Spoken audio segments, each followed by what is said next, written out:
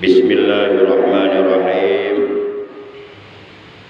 Innal hamdalillah asyhadu an la ilaha illallah wahdahu la syarika lah wa asyhadu anna sayyidana Muhammadan abduhu wa rasuluh la nabiyya ba'dah.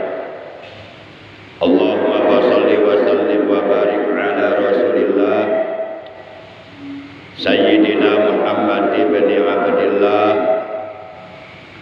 wa ala alihi wa sahbihi wa mawala amma ba'd. Ma'asyiral muslimin, saudaraku seiman, seagama, seakidah, segenap jamaah Majlisul Ilmi, jamaah Masjid Jami' Al-Ikhlas, Komplek TNI AD Bekang Cibarusah Asri yang saya hormati, rahimakumullah wa hadakumullah. Segala puji hanya milik Allah. Salawat dan salam semoga tetap dilimpahkan selalu atas panutan kita yang mulia, baginda tercinta, Nabi Agung, Nabi besar Muhammad sallallahu alaihi wasallam beserta seluruh keluarga beliau, para sahabat beliau dan seluruh pengikut beliau yang tetap setia dan tetap cinta kepada beliau. Semoga di hari kiamat nanti kita dan keluarga kita, juga saudara-saudara kita, mendapatkan syafaatul ujma dari beliau. Amin ya Allah ya rabbal alamin. Ma'asyiral muslimin, saudaraku yang dimuliakan oleh Allah, rahimakumullah wa hadakumullah. Mari kita awali pengajian rutin kita pada malam ini sebagaimana biasa, yaitu dengan pembacaan Ummul Quran dan dengan pembacaan sholawat. Sekaligus kita bertawassul kepada Allah Subhanahu wa taala azza wa jalla, semoga dengan barokah hujat kemuliaan dan keagungan dari surah Al-Fatihah dan barokah dari bacaan sholawat atas kekasihnya Allah, semoga kita dan keluarga kita, juga saudara kita, oleh Allah selalu diberikan kesehatan baik zahir maupun batin, dengan kesehatan yang barokah, yaitu kesehatan yang selalu kita gunakan untuk menambah amal kebaikan, untuk menambah amal soleh, untuk menambah amal ibadah buat bekal hidup kita nanti dalam akhirat. Dan semoga kita juga keluarga kita, saudara-saudara kita oleh Allah dijauhkan dari berbagai macam penyakit, dari hal-hal yang buruk. Apabila ada di antara anggota keluarga kita ataupun saudara kita yang saat ini sedang dalam keadaan sakit, kita doakan semoga yang sedang sakit dengan barokah Fatihah dan salawat oleh Allah segera disembuhkan dari sakitnya dan diberikan kesehatan yang barokah. Bitilka niyatil Fatihah. A'udzu billahi minasyaitonir rajim. Bismillahirrahmanirrahim. Alhamdulillahi rabbil alamin. Arrahmanir rahim. Maliki yaumiddin. Iyyaka na'budu wa iyyaka nasta'in. Ihdinas siratal mustaqim. Siratal ladzina an'amta 'alaihim ghairil maghdubi 'alaihim waladdallin.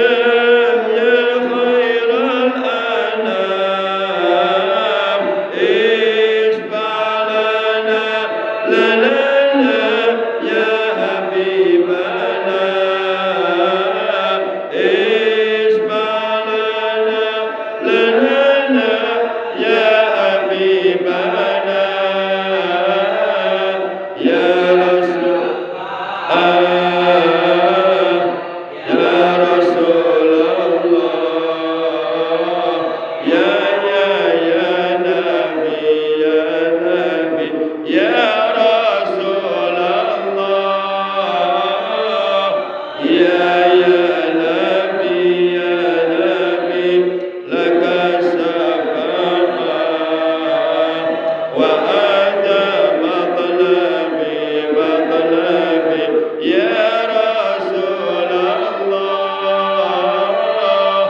يا نبي لك الشفاعة وأنت مطلبي اللهم صل وسلم وبارك عليه وعلى آله وصحبه. Ma'al muslimin, saudaraku yang dimuliakan oleh Allah Subhanahu wa taala.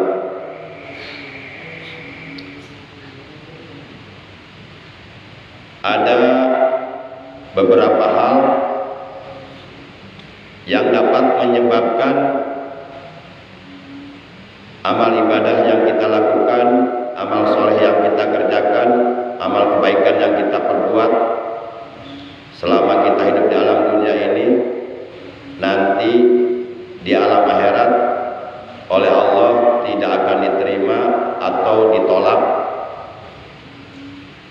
Maka oleh karenanya kita harus berusaha untuk membersihkan hati kita dari hal-hal tersebut, dari perkara-perkara tersebut yang dapat menyebabkan amal ibadah kita ditolak oleh Allah.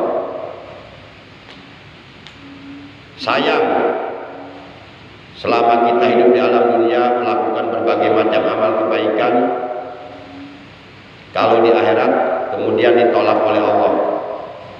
Sangat amat disayangkan selama kita hidup di alam dunia melakukan berbagai macam amal soleh, amal ibadah kepada Allah, namun di akhirat akhirnya amal ibadah yang kita kerjakan tidak diterima oleh Allah. Sangat amat disayangkan. Maka hukumnya wajib bagi kita untuk membersihkan hati kita dari setiap perkara yang dapat menyebabkan amal ibadah kita ditolak oleh Allah. Di antaranya perkara yang dapat menyebabkan amal ibadah kita, amal soleh kita, amal kebaikan yang kita kerjakan di akhirat ditolak atau tidak diterima oleh Allah, di antaranya adalah sifat riya. Sifat riya ini sangat amat tercela. Allah sangat tidak suka, Allah sangat membenci kepada hambanya yang di dalam hatinya terdapat sifat riya. Menurut para ulama ahli tasawuf, riya itu adalah rojaul madhi, jadi mengharapkan pujian dari manusia, melakukan kebaikan, melakukan amal ibadah, melakukan amal soleh, di dalam hatinya mengharapkan pujian dari manusia. Jadi ibadahnya itu tidak murni semata-mata karena Allah. Di samping dia melakukan ibadahnya karena Allah, juga karena manusia, karena mengharapkan pujian dari manusia. Ibadah yang seperti ini dilarang oleh Allah, dan Allah nggak suka. Allah sangat amat benci kepada hambanya yang melakukan ibadah kepada Allah tapi dibarengi dengan riya. Bahkan orang yang melakukan ibadah kepada Allah dibarengi dengan sifat riya, sebenarnya hakikatnya mereka bukan sedang melakukan ibadah, justru sebaliknya mereka sedang melakukan perbuatan durhaka kepada Allah. Justru sebaliknya hakikatnya mereka sedang melakukan perbuatan syirik kepada Allah, menyekutukan Allah dalam ibadahnya. Kalau umpama kita lihat orang Jepang menyembah matahari dengan agamanya yang disebut agama Shinto, itu kan perbuatan syirik karena menyembah selain kepada Allah. Itu jelas kesyirikannya, itu namanya syirik jali. Ada juga syirik hobi, syirik yang samar, abstrak. Perbuatan yang dilakukannya ibadah kepada Allah. Pekerjaan yang diperbuatnya adalah sholat, ngaji, puasa, baca Quran. Tapi oleh karena itu semua dikerjakan karena riya, bukan semata-mata murni karena Allah, tapi ada juga di dalam hatinya niat mengharapkan pujian kepada manusia, berarti dia melakukan kesyirikan dalam ibadahnya kepada Allah. Ini yang disebut syirik khafi, syirik samar. Karena syiriknya ada di hati, di dalam hati. Bahkan syirik khafi ini, syirik samar ini sangat dikhawatirkan oleh Rasulullah terjadi menimpa kepada umatnya. Beliau pernah bersabda,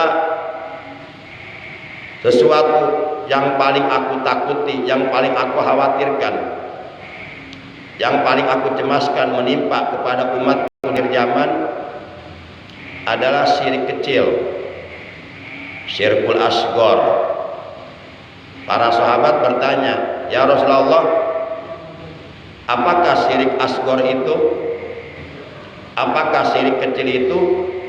Rasulullah bersabda, syirik kecil itu adalah sifat riya. Melakukan kebaikan, melakukan amal soleh, melakukan ibadah, tidak murni semata-mata karena Allah, tapi juga mengharapkan pujian dari manusia. Jadi ibadahnya di samping karena Allah juga karena manusia.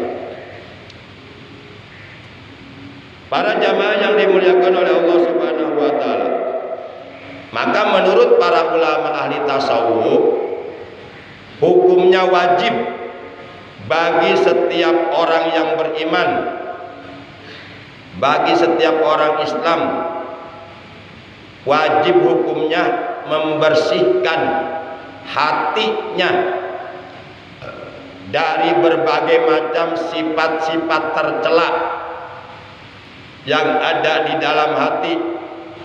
Hukumnya wajib bagi setiap orang yang beriman menjernihkan, mensucikan, membersihkan hatinya, jiwanya dari berbagai macam penyakit yang ada di dalam hati, di antaranya sifat riya yang dapat menyebabkan ibadah kita ditolak oleh Allah.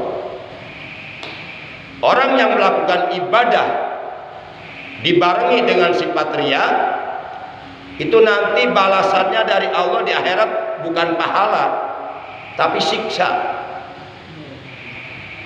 Di akhirat nanti dia oleh Allah bukan dimasukkan ke surga dengan ibadahnya, tapi dimasukkan ke neraka dengan ibadahnya. Kalau orang berbuat dosa tidak ibadah masuk neraka, pantas, karena berbuat dosa tidak ibadah. Ini yang kurang pantas, ibadah kok masih masuk neraka juga gitu. Nah, ini sayang.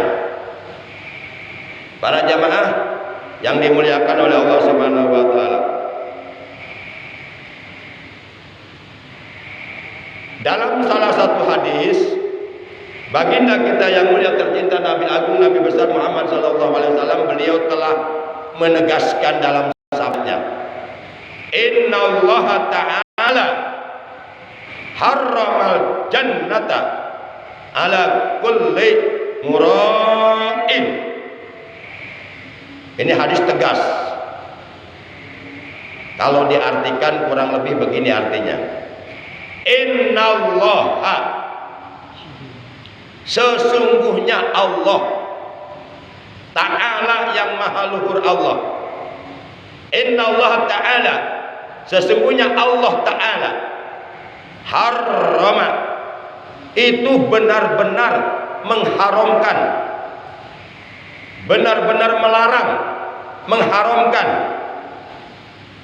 Innallaha ta'ala harrama al-jannata, masuk ke dalam sorga. Allah haramkan masuk ke dalam sorga. Allah benar-benar mengharamkan masuk ke dalam sorga.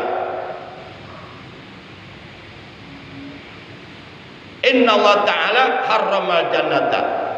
Sesungguhnya Allah Ta'ala benar mengharamkan masuk ke dalam surga.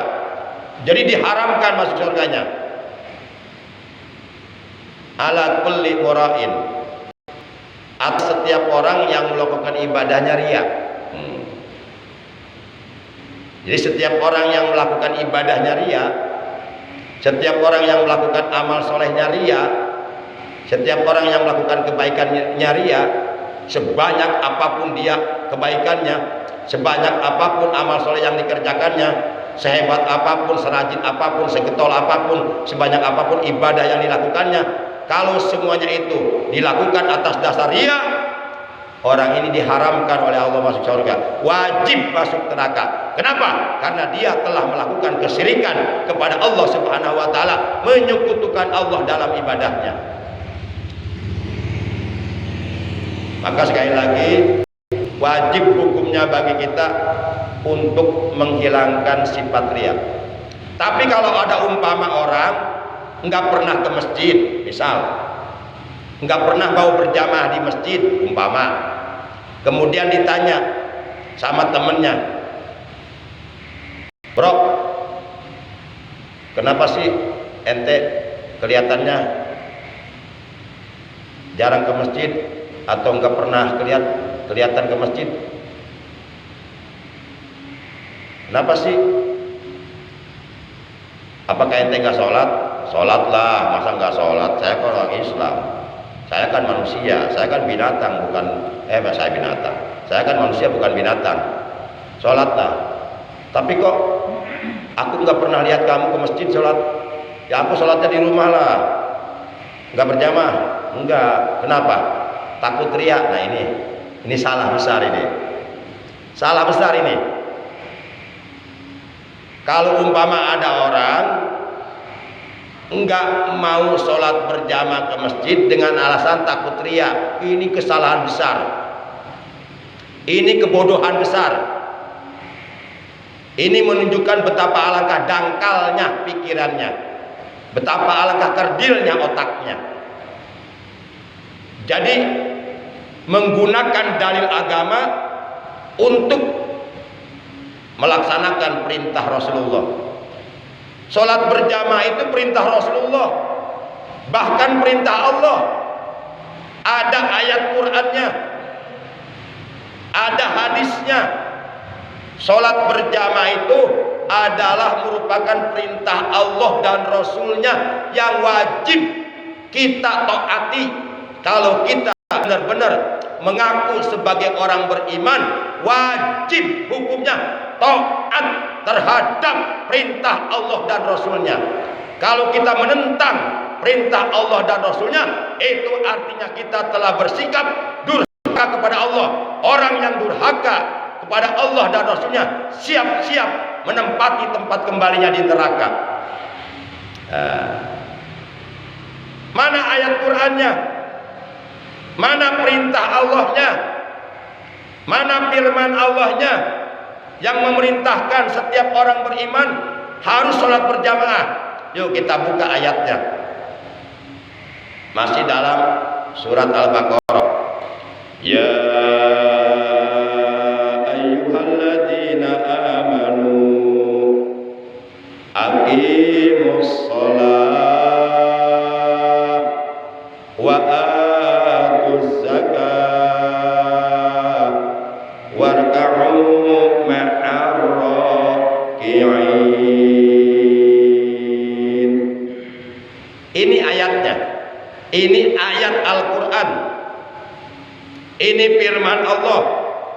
Kalau kita menentang ayat ini, bisa murtad, bisa kufur, keluar dari agama Islam, dan tempat kembalinya di akhirat neraka selamanya, dibakar di neraka selamanya. Silahkan kalau berani melawan Allah. Emang kita dihidupkan sama siapa? Kita dikasih nyawa sama siapa? Kita dikasih sehat sama siapa? Kita bisa melihat, dikasih mata sama siapa? Kita enggak boleh sombong kepada Allah. Para jamaah, emang kita siapa? Kita bukan siapa-siapa. Kita makhluk yang lemah, diciptakan dari air mani, air sperma. dan kita pasti akan mati menghadap Allah. Siapkah kita mempertanggungjawabkan perbuatan dosa di hadapan Allah nanti di akhirat? Para jamaah, kata Allah dalam ayat ini, hai orang-orang yang beriman. Berarti setiap orang-orang beriman dipanggil oleh Allah dalam ayat ini. Maka siapapun yang mengaku dirinya beriman, siapapun yang di hatinya masih ada iman, wajib harus merasa terpanggil dengan panggilan Allah dalam ayat ini. Maka ketika ada orang mengaku beriman tapi tidak merasa terpanggil dengan panggilan Allah dalam ayat ini, perlu dipertanyakan, masih ada iman di hatinya. Nah, sebab dalam ayat ini jelas Allah memanggil kepada orang-orang beriman, ya ayyuhalladzina amanu. Ini kata Allah, hei orang-orang yang beriman, kata Allah, aqimus sholat, dirikan sholat. Kalau kalian mengaku beriman, dirikan sholat. Kalau kalian tidak mau sholat, kalian tidak pantas mengaku orang beriman. Lebih baik kalian mengaku orang kafir saja. Kalau orang kafir nggak sholat, pantas karena dia kafir. Lah ente ngaku beriman tapi nggak mau sholat, nentang perintah Allah, ente nggak pantas ngaku beriman. Hai orang-orang yang beriman, dirikan sholat, wa atuz zakah, dan tunaikan kewajiban zakat. Setiap perintah sholat selalu diiringi dengan perintah zakat. Sholat hukumnya wajib, zakat juga hukumnya wajib. Baik sholat maupun zakat, dua-duanya berada dalam rukun Islam. Orang yang sholat wajib mengeluarkan zakat. Kalau sholat tidak zakat, maka sholatnya ditolak oleh Allah. Orang yang mengeluarkan zakat wajib sholat. Kalau zakat dikeluarkan tapi sholat tidak dikerjakan, maka zakatnya ditolak oleh Allah. Baik sholat maupun zakat, ini dua-duanya tidak bisa dipisahkan. Kira-kira jelas nggak nih? Jelas nggak? Bukan hanya jelas, ini tegas. Karena hukum agama itu tegas, nggak boleh pelintat-pelintut. Pak Kiai, bagaimana hukumnya judi? Haram apa halal? Rada-rada halal, rada-rada haram. Kiai goblok itu namanya. Awalnya sih bilang haram. Tapi anak Pak Kiai judinya menang 1 juta, rada-rada halal. Emang hukum milik lu? Al-hukmu lillah wali rasulih. Hukum itu milik Allah dan Rasulnya. Yang berhak menetapkan hukum haram atau halal bukan siapa-siapa tapi Allah. Hukum bukan milik kiai, bukan milik ulama, bukan milik profesor, doktor, bukan. Hukum milik Allah dan Rasulnya. Para jamaah yang dimuliakan oleh Allah Subhanahu wa ta'ala, hai orang-orang yang beriman, dirikan sholat, tunaikan zakat, warka'u ma'ar raki'in, dan rukulah kalian bersama orang-orang yang ruku, yakni sholatlah kalian dengan berjamaah. Ini ayatnya, ayat Al-Quran, firman Allah, perintah Allah yang memerintahkan kepada seluruh orang-orang beriman untuk mengerjakan salat dengan berjamaah. Sebaik-baik tempat untuk melaksanakan salat berjamaah bagi umat Islam adalah di masjid. Walaupun di rumah juga boleh, tapi lebih afdal di masjid, karena kalau di masjid banyak pahalanya. Kemudian akan terlihat syiar umat Islam. Syiarnya lebih luas. Coba kalau umat Islam satu bekan, sholatnya semua tiap 5 waktu, penuh nggak di masjid? Kelihatan nggak syiarnya? Berarti ini Islam di sini maju berarti. Ini kalau maghrib banyak, bisa banyak pas subuh berapa orang? Iya, pas subuh cuma yang tua-tua aja, anak mudanya masih pada tidur. Masih pada ngiler, bikin pulau Kalimantan, Pulau Sulawesi di atas bantal. Yang tua-tua aja, Kong Miun sama cucunya si Mehmet. Kebetulan datang preman, mau tobat. Rambutnya berekele, jabrik, gondrong, celana lepis, bagian lutut sobek, ada gambar lidah ngelel, stun, pakai anting kawat, pakai kalung rantai bekas biskuit, Roma, terus pakai kalungnya pakai bandulnya bandul gigi kebo. Nah, ini ceritanya anak muda mantan preman Bromo Corak mau tobat ke masjid, kata komun, kebetulan ente datang anak muda, ayo ente baca salawat, bangunkan umat Islam supaya bangun sholat berjamaah subuh. Aduh, kayak aneh nggak bisa, kayak aneh ini mantan preman baru mau tobat dikasih tugas baca sholawat lagi. Aneh nggak pernah ngaji apa itu sholawat, nggak tahu aneh. Ya udah terserah ente, bisanya apa? Ya udah sini, preman megang mic, bangunin umat Islam supaya sholat subuh berjamaah. Nah, jam 4 preman bangunin sholat. Innalillahi wa inna ilaihi raji'un. Pada bagus tuh. Siapa yang meninggal nih? Orang pada berdatang ke masjid penasaran, mau nanya siapa yang meninggal. Emang ada yang meninggal? Nggak ada. Tadi ente bilang innalillahi, yaitu membangunin orang supaya sholat subuh berjamaah. Orang pada pulang lagi ke rumahnya nggak berjamaah. Allahu Akbar. Masya Allah. Jadi salah besar, menunjukkan betapa alangkah dangkalnya otak seseorang, betapa alangkah kerdilnya pikiran seseorang, menunjukkan betapa alangkah bodohnya dalam agama. Kalau ada orang nggak mau berjamaah ke masjid dengan alasan takut ria, bodoh itu orang. Bodoh jangan dipiara. Musibah daripada miara bodoh mendingan miara kambing, betul. Miara kambing dijual laku enggak? Nah, kalau kita jual bodoh laku gak? Salah besar. Itu dia mengeluarkan dalil agama yaitu ria, tapi untuk dijadikan dalil supaya dia tidak melaksanakan perintah Allah dan Rasulnya yaitu salat berjamaah. Itu durhaka itu. Para jamaah yang dimuliakan oleh Allah Subhanahu wa taala, kalau umpama ada orang seperti itu, udah suruh datang aja ke rumah saya.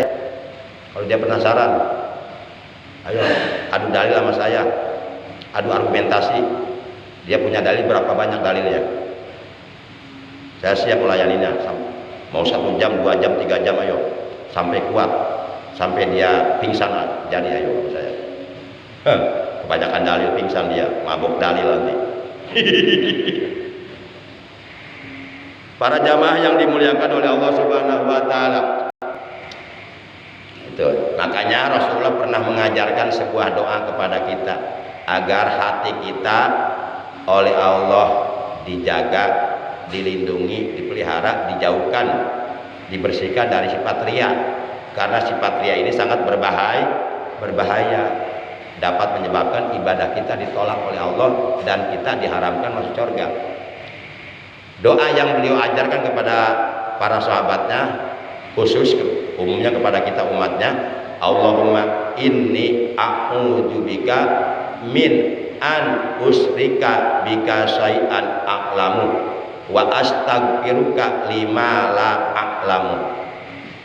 Saya ulangi sekali lagi, Allahumma inni a'udzubika min an usrika bika syai'an a'lamu wa astaghfiruka lima a'lamu. Saya ulangi yang terakhir, Allahumma inni a'udzubika min an usrika bika syai'an a'lamu wa astaghfiruka lima la a'lamu. Ini doa ini penting, harus kita baca setiap selesai sholat di waktu, penting banget ini. Aduh Pak Ustadz, saya belum hafal. Itu doanya kepanjangan. Udah, saya kasih yang pendek deh. Allahumma inni a'udzubika minaria. Nah gitu. Itu gampang itu ya. Allahumma inni a'udzubika minaria. Itu pendek. Masa nggak hafal juga yang pendek? Kalau masih nggak hafal juga yang itu, udah saya kasih yang pendek lagi deh. Saya kurangin nih harganya deh.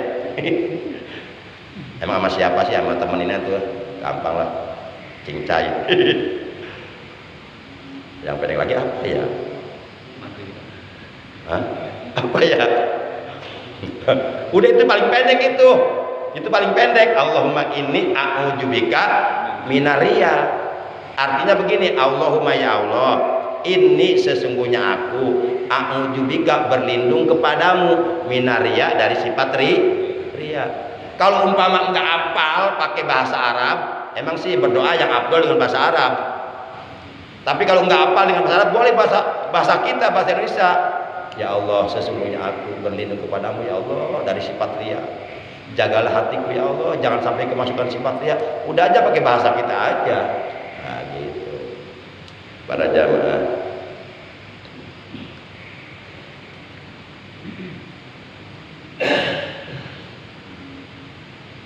Bagaimana cara membersihkan hati kita dari sifat-sifat tercela yang ada di dalam hati?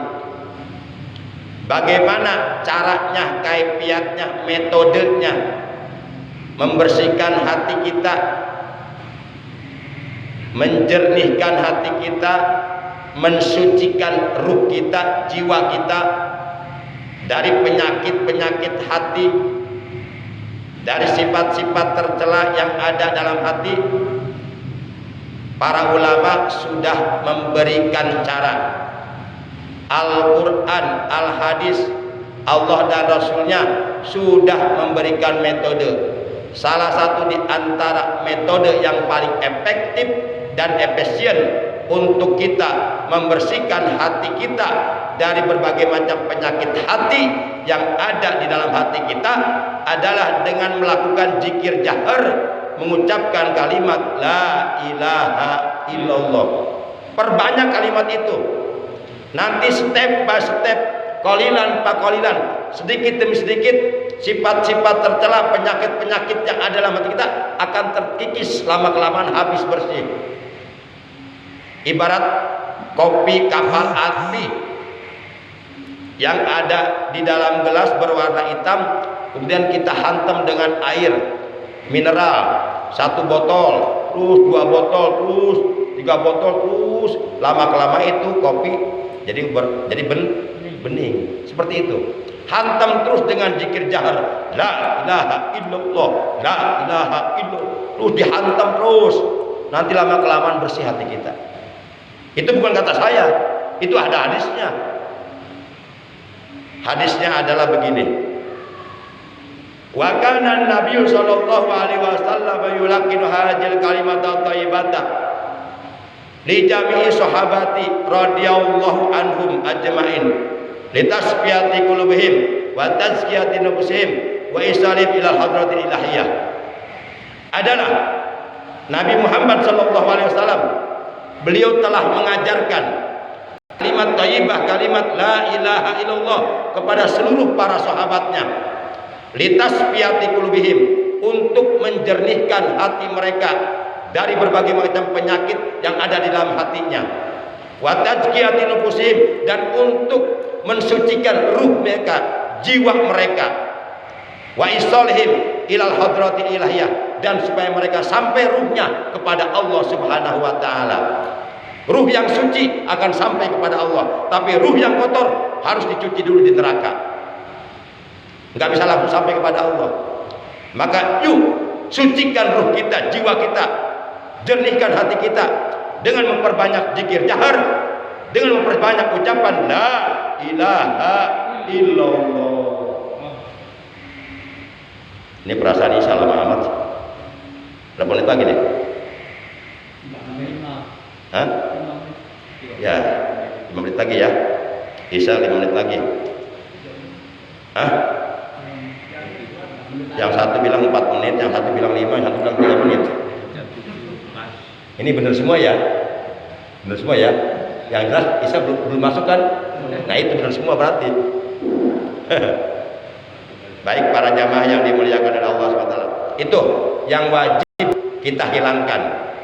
Kita wajib membersihkannya, menghilangkannya, yaitu sifat ria di dalam hati kita. Nah, perbanyak ucapan la ilaha illallah. Karena sifat ria itu dapat menyebabkan ibadah kita ditolak oleh Allah. Dalam Al-Quran Allah berfirman, wa ma umiru illa liya'budullaha mukhlisina lahuddin. Intinya Allah tidak memerintahkan ibadah kepada kita kecuali dengan ikhlas semata-mata karena Allah. Kalau ibadahnya dibarengi riya itu enggak ikhlas. Atau ibadahnya ada tendensi yang bersifat duniawi. Misalnya maunya ibadah, tapi kalau ada sanggupnya, kalau ada duitnya, mau kerja bantuin tuh, itu kalau ada dagingnya, kebagian daging korban, baru mau kerja, baru mau ke masjid. Tapi kalau nggak ada daging korban, nggak mau ke masjid dia. Nah berarti ada tendensi itu nggak murni karena Allah. Tapi kalau orang ibadahnya ikhlas karena Allah, mau ada daging nggak ada daging, tetap ke masjid ibadah. Karena yang dia lihat Allah, yang dia kejar, yang dicari ridho Allah, bukan yang lainnya. Nah, ayo bersihkan hati kita. Banyak umat Islam ibadah tapi masih kotor hatinya. Para jamaah, saya mengatakan begini bukan berarti saya merasa bersih, enggak. Yuk kita sama-sama berusaha untuk membersihkan hati, supaya kita tidak termasuk ke dalam golongan orang yang merugi. Kata Allah, wa tawasau bil haq wa tawasau bis sabr. Harus saling menasehati dalam kebenaran dan kesabaran, supaya kita tidak termasuk ke dalam golongan orang-orang yang merugi. Sebab kata Allah, wal asr, demi waktu, innal insana lafi khusr, sesungguhnya seluruh manusia berada dalam kerugian, illal ladzina amanu wa amilus sholihati wa tawassaw bil haqqi wa tawassaw bis sabr, kecuali orang-orang yang beriman dan beramal soleh dan mereka saling menasehati dalam kebenaran dan kesabaran. Saya bicara begini hanya melaksanakan perintah Allah, saling menasehati, saling mengingatkan supaya kita enggak termasuk orang yang merugi. Bukan berarti saya merasa ini, enggak, naudzubillah min dzalik. Justru saya merasa banyak dosa. Yuk kita bareng-bareng, berjamaah. Dan yang terakhir, jangan lupa ada juga sifat tercela yang dapat merusak ibadah kita. Maksudnya dapat melenyapkan pahala ibadah kita. Jadi ibadahnya nggak dapat pahala, yaitu sifat hasud, sifat iri hati kepada tetangga, kepada orang lain. Ketika tetangga kita dapat nikmat, kita iri hati, kita mengkel dalam hati. Tetangga yang beli mobil, kita yang sakit. Tetangga yang beli mobil, kita yang dibawa ke rumah sakit, di ICU. Seminggu kemudian dapat kabar lagi tetangganya berangkat umroh. Ini yang lagi di ICU langsung mati dia. Langsung tersiksa oleh perasaan sendiri. Seharusnya kalau tetangga kita dapat nikmat, kita bersyukur, alhamdulillah tetangga saya dapat nikmat. Nah, sifat hasud, Rasulullah bersabda, iyyakum wal hasad, fa innal hasada yaqul hasanat kama takulun narul hataba wal usba. Berhati-hatilah kalian terhadap sifat hasud, terhadap sifat iri hati, karena hasud itu dapat melenyapkan pahala berbagai macam amal kebaikan yang kalian kerjakan, sebagaimana api melenyapkan kayu bakar dan rumput. Kayu bakar, rumput kalau dibakar api itu habis angus.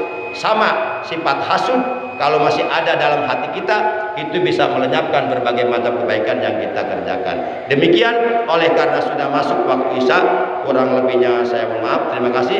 Akhirnya mari kita tutup taklim kita pada malam ini dengan ucapan hamdalah. Alhamdulillahirabbil alamin. Subhanakallahumma wa bihamdika asyhadu an la ilaha illa anta wahdaka la syarika laka astaghfiruka wa atubu ilaik. Astaghfirullah rabbal baraya, astaghfirullah minal khotoya, astaghfirullah rabbal baraya, astaghfirullah minal Astaghfirullah Rabbal baraya.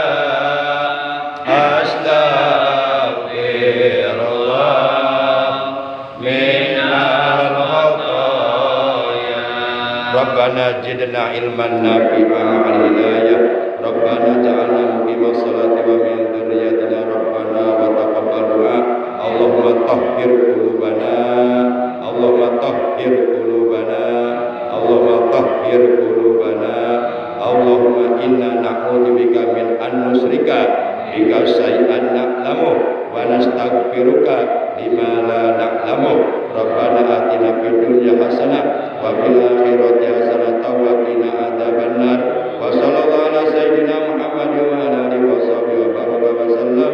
Subhana rabbika rabbil izzati amma yasifun wa salamun alal mursalin walhamdulillahi rabbil alamin. Terima kasih, mohon maaf. Adanallahu wa iyyakum ajmain. Wassalamualaikum warahmatullahi wabarakatuh. Haji.